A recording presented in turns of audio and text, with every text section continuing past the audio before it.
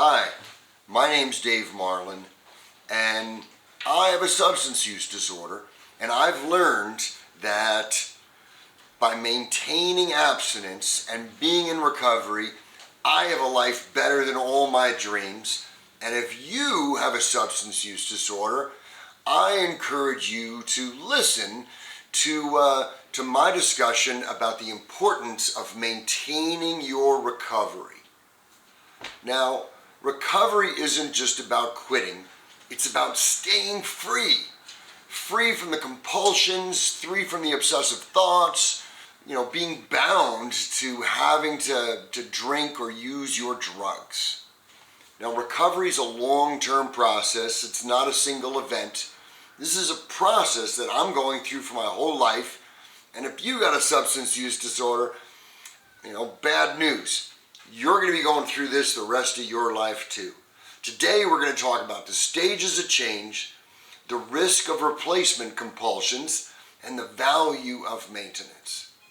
I hope you'll check out my podcast on Human Up, where I interviewed Dr. DiClemente, who invented the 5 stages of change in the trans-theoretical model on addiction. And it's broken up into pre-contemplation. And I was there. I drank more than I should. Most of my friends and family knew, but I didn't. I just thought I liked to drink. I was in pre-contemplation. The next stage is in contemplation. And I eventually got into contemplation, where I started to recognize the way I drank and the way I used wasn't normal. That, I seemed to, I drank more frequently than other people, and when I did drink, I drank more than others. So I started in contemplation because I was thinking about it. Now, I had no desire to change, but I moved from pre-contemplation to contemplation. The next stage is stage 3, which is preparation, where that is, all right, I know I need to do something to address my drinking, and maybe here's some of the things that, I'm going to need to do. Now, that's a mental process, and each of these first 3 steps are mental processes. The 4th stage is action. And action was, for me, I went to the airport and I flew to a place where I was going to go into treatment for a period of time, and I actually had to do something about that. I had to arrange for it, I had to clear my schedule, I had to arrange for pet care. I moved into the action stage of my recovery.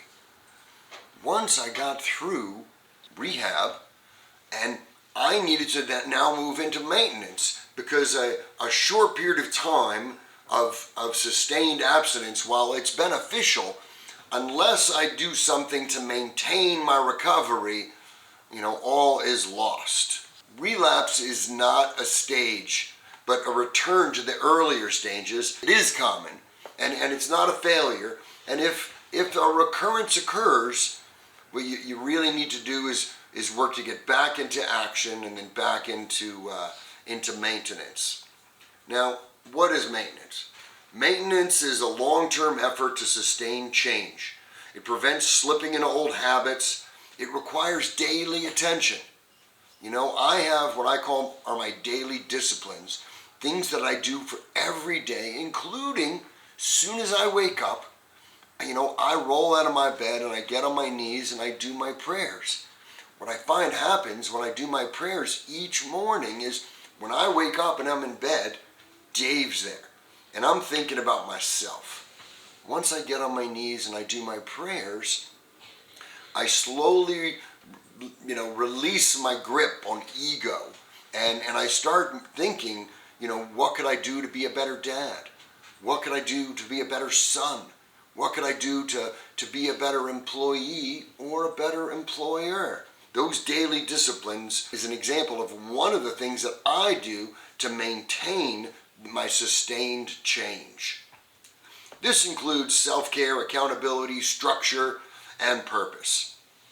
So now, what happens after we stop using? What happens is we usually have this vacuum, and anxiety rises, dopamine drops. I used to get pretty excited just driving on Fridays to the bar.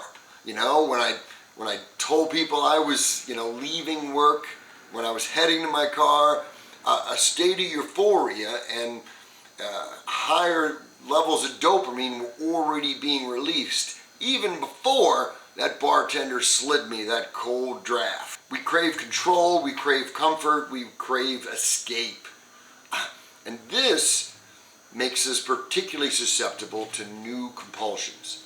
So when I cease consuming alcohol or drugs, all of a sudden I find I'm craving food. I'm craving candy, chocolate, and sugar.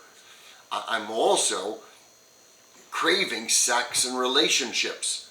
The idea of gambling, that's not putting a poison into me, but it's still a compulsive behavior that I'm now wading into, and I recognize there's a high susceptibility to that being a replacement activity or a replacement compulsion. I got into exercise when I got clean and sober, and I found that's a healthy compulsion, but to me, that's even one that we could go too far on, and it needs to be monitored. And scrolling or looking at your screens and porn, those each end up being compulsions that could pop up, and you have a higher susceptibility after you've entered recovery. Some people, they'll be more prone to anger, or they'll engage in what we call chaos-seeking behavior. So if you can't get your excitement from drinking some beers or some shots, some people, they'll engage in chaos-seeking behavior or starting smack, but because that's going to get them this higher level of excitement. These are coping attempts. Compulsions increase in early recovery because the brain is still wired for dopamine seeking. Stress and emotional dysregulation are high. There's a void left by substances, and that's uncomfortable. The sooner that I could let peace flow into my body, the better. But during that process, it's a bit of a roller coaster, which you may be going through right now. And without support, we look for anything to numb and distract. How do we approach maintenance holistically? This daily structure and daily routines, like I talked about my daily disciplines. Meaningful connections.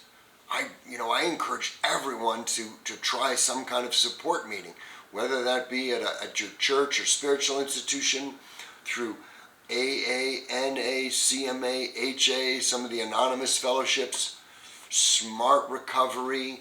There's some Buddhist recovery programs. Being in a group where you have some meaningful connections, perhaps with a therapist or a sponsor or a peer, those are helpful, and that increases your meaning making. Balancing your nutrition, keep exercising, those two things will also help your sleep. And your sleep is also an important aspect of maintaining your recovery.